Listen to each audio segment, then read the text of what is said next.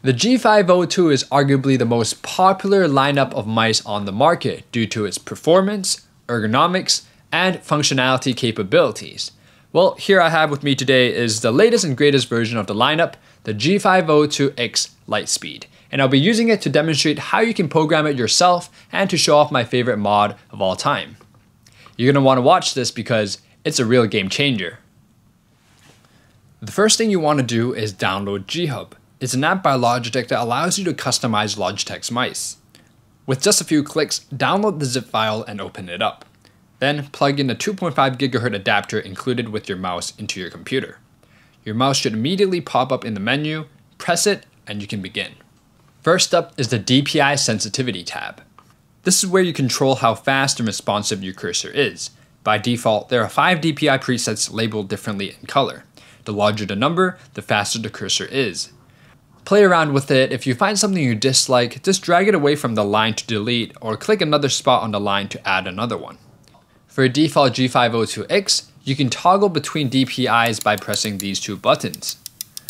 On the left of the DPI slider is the report rate setting, 125 being the slowest and 1000 being the fastest, but most power hungry. Moving to the next tab, which is the assignment. This is where you get to customize all the keys in your mouse. Let's use mouse button 5, aka G5 for an example.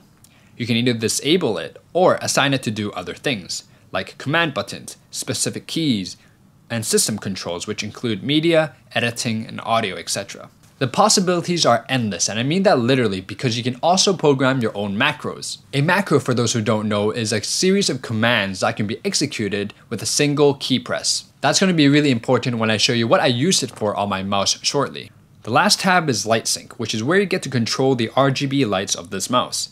There are 6 effects to choose from, with pulsar point and screen sampler being a new feature. There's no right or wrong settings for this, so play around and have fun. I like to keep mine fixed in blue. Alright, so that was the tutorial for G-Hub. Now let me show you my own personal setting on this mouse. The first thing I changed was the DPI setting. Personally, I only use one, which is 1600. I find it to be perfect to get work done efficiently. Moving to the button assignments, I changed the DPI shift button to be cut, G4 to be copy, and G5 to be paste.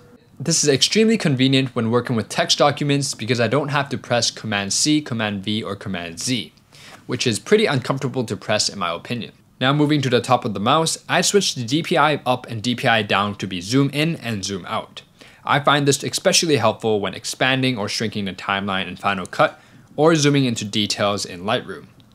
Next, I switched the onboard profile button to be screenshot. It's another quick command that I find myself using a lot. Pressing Command Shift 4 every time just doesn't cut it. Lastly, I programmed scroll left and right with my custom macro. Basically, as a Mac user, I find myself switching between desktops all the time. And that's pretty easy to do when you have a trackpad. But when you don't, that's when this comes in handy. With this macro, I can drag and drop tabs to different desktops easily with a press of a button, whereas traditionally I would have to press 4. This is how I did it. First, select the left scroll button. Then press Create New Macro, title it Left Desktop. You will see different types like toggle and sequence, but make sure to choose No Repeat. Then press Start Now, record keystrokes, and press the Control key once and the right key once on your keyboard. If needed, delete extra ones and press Save. Now assign it to the right scroll button and repeat for the left side, but make sure you press the left arrow when recording. After you're done, click the scroll wheel left and right. It should allow you to switch between desktops. Alright, this is the end of the video. I hope you learned something. If you did, please like and subscribe. If you want me to make another video but for Razer mice, please comment down below because that one is a little bit more complicated.